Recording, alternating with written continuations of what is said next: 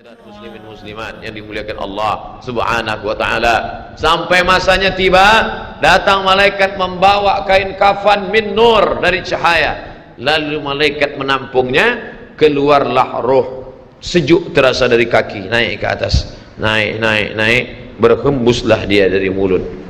Wa nafakhtu fihi min ruhi, aku hembuskan, aku tiupkan. Dulu waktu masuknya ke tanah, ke daging itu ditiup, maka keluarnya pun juga keluar. Maka mata memandang, ruh keluar. Biji mata memandang, keluar biji mata. Makanya orang yang mati itu matanya terbuka. Makanya yang pertama kita lakukan menengok orang mati adalah memejamkan mata. Allahumma ghfir li abdus samad warfa' darajatahu ma'al ghabirin, inna lillahi wa inna ilaihi raji'un. Makanya saya jarang-jarang datang bila ada sebut ustaz ada orang meninggal dunia, sudah lama, baru sejam, nanti saya datang. Sebab apa? Saya takut nak pejamkan mata dia. Agak-agak sudah dipejamkan orang, baru saya datang. Saya datang, udah 3 jam, 4 jam, alhamdulillah saya datang. Belum tutup lagi. Iya. Kenapa? Menunggu Ustaz Somad. Paksalah saya tutup. Allahumma ighfir li fulan ibn fulan warfa' darajahum al-ghari, inna lillahi wa inna ilaihi. Mana istri yang katanya sayang, kaulah bulan, kaulah bintang, setengah nafasku pergi, buah hati belayan jiwa. Ketika roh ada dari jasad, memang betul kata dia sayang, tapi manakala roh keluar dari jasad, dia pun takut menengok mata kita. Dia takut menengok kita. Dia takut jam pukul 2 malam, jam 1 tutup balik. Na'udzubillah. Begitulah kalau kematian sudah tiba. Sampai pada akhirnya dia tutup, innalillahi wa inna ilaihi raji'un. Selepas itu roh pun keluar, dibawa. Kalau dia baik, roh itu dibawa, dimasukkan ke dalam kain kafan min nur, hadis riwayat Ahmad bin Hanbal, lalu dibawa oleh malaikat sampai ke pintu langit. Malaikat bertanya, inikah orang yang amalnya selalu dibawa pagi, dibawa petang? Inikah orang yang amalnya selalu dibawa hari Kamis? Inikah amalnya yang selalu dibawa pada bulan nisfu Sya'ban? Ya, inilah orangnya. Kam min masyhurin fil ardi walam yakun ma'rufan fis sama. Bukan hadis. Berapa banyak orang yang namanya masyhur di bumi, tapi malaikat tak mengenal dia.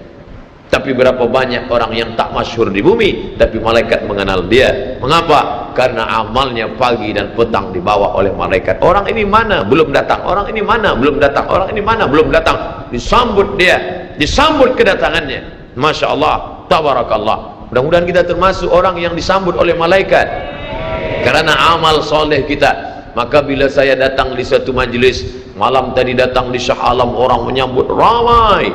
Malam ini datang ke Masjid Muaz bin Jabal, ramai. Esok malam di Terengganu datang, tak tahu entah ramai entah tidak. Ramai. Dalam hati, hai Abdul Somad, apakah malaikat akan menyambut engkau nanti juga dalam keadaan ramai? Kalau engkau ikhlas, iya. Tapi kalau tidak ikhlas, na'udzubillah. Nabi Isra Mi'raj berjumpa dengan orang yang sudah lama mati. Bagaimana rasa kalian mati? Apa kata mereka? Seperti kambing yang dikuliti hidup-hidup, seperti tebasan pedang di tempat yang sama beratus kali, seperti kail mata pancing yang masuk ke dalam kulit yang basah, ditarik, disentapkan sehingga terikut dagingnya sampai keluar.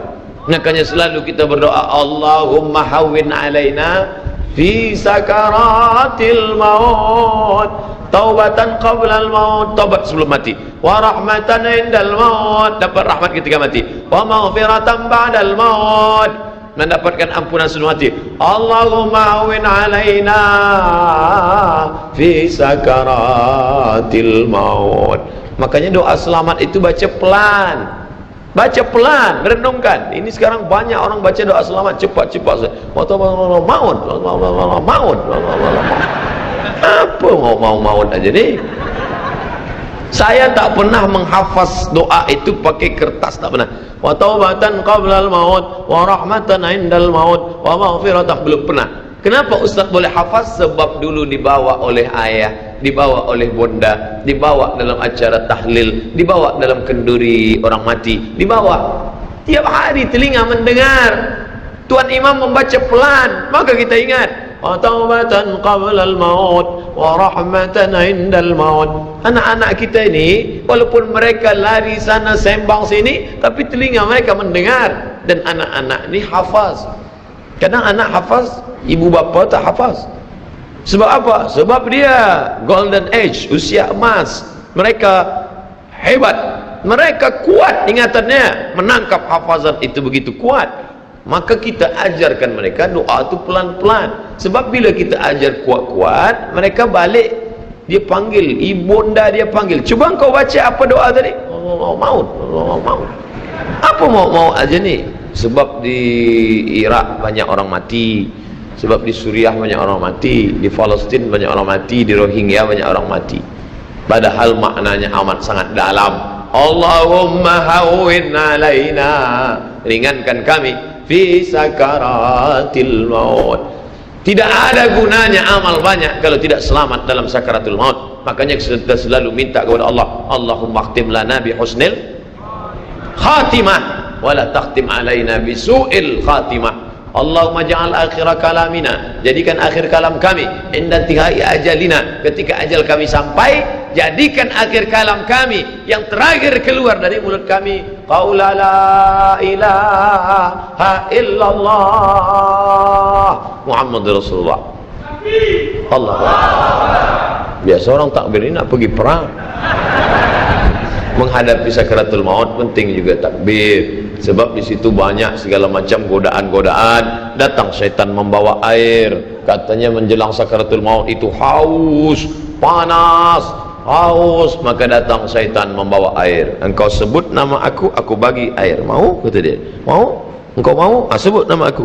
Tapi bila iman kita kuat, maka dia tidak akan mampu untuk menggoda kita. Sampai kapan syaitan tak pernah berputus asa? Sampai bila? La atiyannahum min baini aydihim, aku datang dari hadapan, wa min khalfihim, aku datang dari belakang, wa an aymanihim, aku datang dari kanan, wa an syama'ilihim, aku datang dari kiri.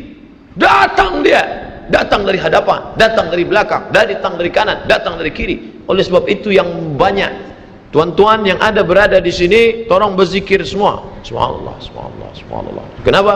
Dengan zikir itu maka larilah jin-jin setan yang ingin mengganggu. La ughwiyannahum, aku akan goda mereka, aku akan sesatkan mereka. Berapa lama? Madamat arwahuhum fi ajsadihim, selama ruh ada dalam jasad, aku tak akan pernah berhenti sampai akhir keluar jasadnya dalam keadaan mati, tidak menyebut Allah Subhanahu wa taala. Itulah punca mereka. Makanya kita selalu berzikir. Esok pagi terjaga dari tidur automatically, karena kita sudah programkan di kepala kita. Manakala terbuka, alhamdulillahilladzi ahyana ba'da ma amatana wa ilaihi nusyur. Selapar-laparnya orang beriman, manakala dia tengok makanan, terus saja dia ingat Allah. Allahumma barik lana fi ma razaqtana wa qina azabannar. Tapi ada setengah umat Islam, bila dah kenyang saja baru ingat Allah. Alhamdulillah.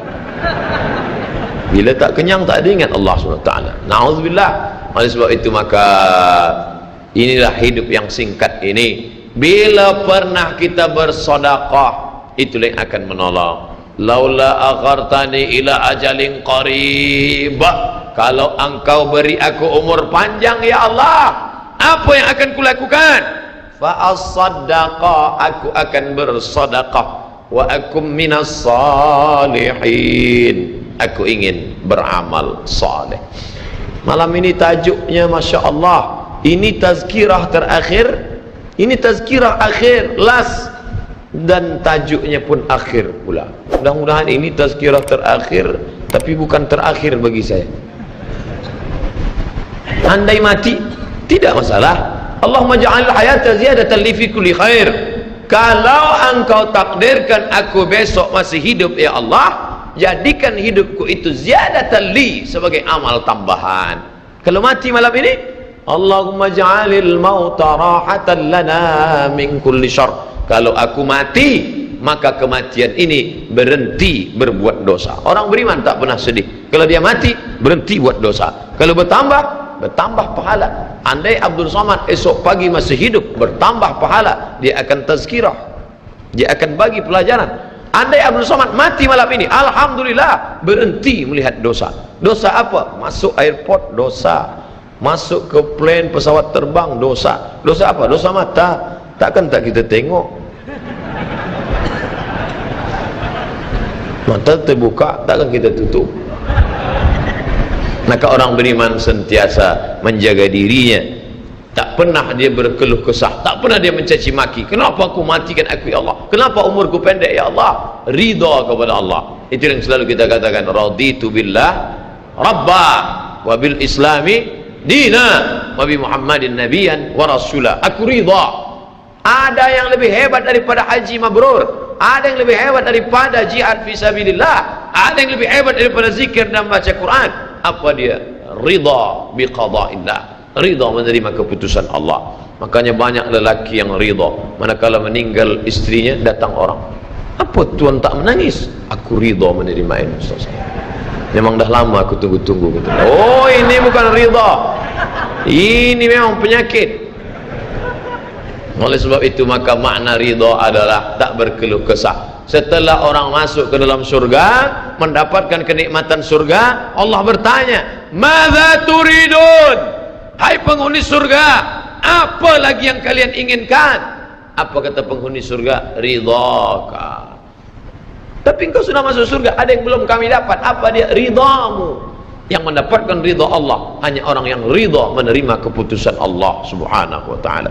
Man lam yarda bi qada'i, sesiapa sahaja yang tak ridha menerima takdirku, wa lam yasbir bi bala'i, yang tak sabar menerima ujianku, falyatlub rabban siwaya, carilah Tuhan selain aku. Hadis ini dhaif. Tapi untuk targhib wa tarhib, untuk berikan semangat beramal, untuk fadail amal boleh dipakai, kerana ia bukan masalah akidah, bukan masalah halal haram. Jangan permasalahkan masalah. Bila kita sudah beramal, sudah baik, tak usah berkelahi masalah khilafiyah, masalah kecil-kecil, masalah sepele, masalah remeh-temeh. Kerana ini hanya akan merosakkan hati kita sahaja. Berapa banyak hati rosak disebabkan masalah-masalah. Assalamualaikum warahmatullahi, Assalamualaikum warahmatullahi. Apa salam-salam ni? Padahal hati sedang lembut. Selama ini dia berzina, selama ini dia minum khamar, selama ini dia mabuk, tak ada pernah orang marahkan dia. Tiba-tiba dia dah taubat, dia masuk masjid, Assalamualaikum warahmatullahi, Assalamualaikum warahmatullahi. Dia nak salaman, apa salam-salam? Tak boleh salam selepas sembahyang. Ini bid'ah, wa kullu bid'atin dhalalah, wa kullu dhalalatin finnar. Kata dia dalam hati, aku mabuk 20 tahun, tak ada orang bagi tahu mabuk tu haram. Ini aku dah taubat, salam kau kata ramah. Ha, kata dia. Dia tinju. Bila sebelum sembahyang tadi belum ada bersalaman, selepas sembahyang baru bersalaman, hukumnya sunnah, mustahab, dianjurkan, disukai, kata Imam Nawawi. Belum sembahyang tadi tak ada salam, sebab dia lambat. Allahu Akbar. Lepas sembahyang dia salam, mustahab, dianjurkan, baik, tak salah. Bila sebelum sembahyang tadi sudah bersalaman, salam Haji, salam Datuk, salam Tuan, masuk ke masjid, selepas sembahyang dia salam balik, mubah, tak jadi masalah. Yang tak boleh dalam sembahyang bersalaman, itu tak boleh. Datuk sehat, itu tak boleh. Oleh sebab itu mari kita jaga hati kita yang dah baik, yang dah elok ni, jangan dirosakkan hanya kerana masalah-masalah kecil, masalah-masalah khilafiyah. Melunakkan hati. Kayu patah boleh disambung, kaca retak boleh direkat, tapi hati rosak, kemana obat akan dicari. Oleh sebab itu memperbaiki dengan akhlak. Al-adab fawqal ilmi, adab lebih tinggi daripada ilmu. Tak ada guna banyak ilmu, banyak kaji banyak, tapi menyakitkan hati orang. Ada yang lebih hebat daripada ilmu, apa dia? Adab. Al-adab fawqal ilmi. Syekh Toharayan, Profesor Syekh Toharayan, guru besar Al-Azhar University, mazhab dia Maliki. Bila dia salat, Allahu Akbar, lepas ke bawah. Hari itu datang ulama dari Makkah, namanya Syekh Usamah Mansi, murid langsung daripada Sayyid Muhammad Alawi Al-Hasani Al-Maliki.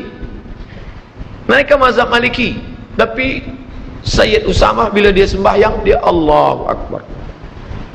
Manakala Sayyid Usamah jadi imam, Syekh Toharayan jadi makmum, tiba-tiba tangan Sayyid Usamah masih lepas ke bawah. Allahu Akbar. Murid-muridnya heran, kenapa Syekh Usamah Mansi yang biasa tangan begini, kenapa saat Syekh Toharayan jadi makmum lepas? Tak mungkin aku melawan Syekh di belakang, padahal dia adalah guruku. Bila tangannya lepas, aku pun ikut juga lepas. Kenapa? Hormat kepada guru, mengikut mazhab guru. Orang sekarang tidak, sengaja dia nak tunjukkan beza dengan guru dia. Aku lebih hebat lagi, aku dah lama belajar, aku sudah banyak ilmu. Sudah jelas mazhab Syafi'i bismillah sir, bismillah jahar, bismillahirrahmanirrahim, alhamdulillahi rabbil alamin. Manakala dia kembali ke pondoknya, kembali ke kampung halamannya setelah lama merantau menuntut ilmu, mestinya ikutkanlah mazhab Syafi'i. Ada hormat kepada tuan guru? Tidak, malah dia tunjukkan, oh ni aku sudah lebih hebat daripada kamu. Bismillahirrahmanirrahim, alhamdulillahi rabbil alamin. Masalah membaca basmalah sir sah, tidak salah. Masalah membaca jahar sah, tidak masalah. Membaca masalah tak basmalah sama sekali sah. Mazhab Maliki tak ada basmalah. Allahu Akbar, alhamdulillahi rabbil alamin. Mazhab Hanafi dengan Hambali, Allahu Akbar, bismillahirrahmanirrahim, alhamdulillahi rabbil alamin. Mazhab Syafi'i, Allahu Akbar, bismillahirrahmanirrahim. Tidak ada masalah. Yang jadi masalah adalah ketika kita membawa mazhab yang lain di tengah komuniti mazhab Syafi'i, menimbulkan fitnah. Apa pesan Syekh Ibnu Utsaimin manakala datang orang bertanya, Syekh, ya, bila saya balik ke kampung saya, di kampung itu mereka bermazhab Syafi'i, setiap subuh mereka baca doa kunut, Allahumma hdina fi man hadain. Apakah saya ikut baca kunut atau saya pakai mazhab Hambali? Kerana saya belajar kepada Tuan Syekh mazhab Hambali, Syekh Ibnu Utsaimin mazhabnya Hambali. Apakah bila saya balik ke kampung halaman saya, mereka bermazhab Syafi'i, saya ikut baca kunut atau saya tidak baca? Apa kata Syekh Ibnu Utsaimin? Bila imammu itu membaca kunut, angkatlah tanganmu dan ucapkan amin. Kenapa? Li'annal ikhtilaf syarr. Kerana ikhtilaf, berbeza dengan imam itu syar, tak baik. Maka jangan rosakkan hati kita yang sudah lembut dengan ikhtilaf. La tanaza'u, jangan kamu berkelahi, jangan kamu bertengkar. Fatafshalu, karena kalau sudah bertengkar kamu akan gagal, kalah. Wa tadhhaba rihukum, dan kamu pun kehilangan semangat. Kenapa malam ini kita bersemangat? Kerana kita masih lagi menjaga hati daripada ikhtilaf. Banyak yang datang bersorban, tapi mereka tak salahkan saya yang pakai topi hitam. Andailah yang bersorban datang, dia tengok siapa tazkirah Ustaz Somad, topi dia hitam, ayo kita balik. Banyak yang pakai topi putih, dia pandang Ustaz Somad hitam. Banyak yang pakai jubah, saya pakai kain, dia tengok Ustaz Somad pakai kain, ya jom kita balik. Tidak semazhab dengan kita, tak. Banyak yang berjanggut, Ustaz tak berjanggut, janggut dia belum tumbuh, jom kita balik. Ini masalah ikhtilaf. Nata'awan fima ittafaqna, mari kita bekerja sama pada perkara-perkara yang kita sepakati. Wa nata'adzar fima ikhtalafna, mari kita berlapang dada menerima perbezaan. Ini tentang masalah kajian tajuk kita pada malam hari ini. Tadi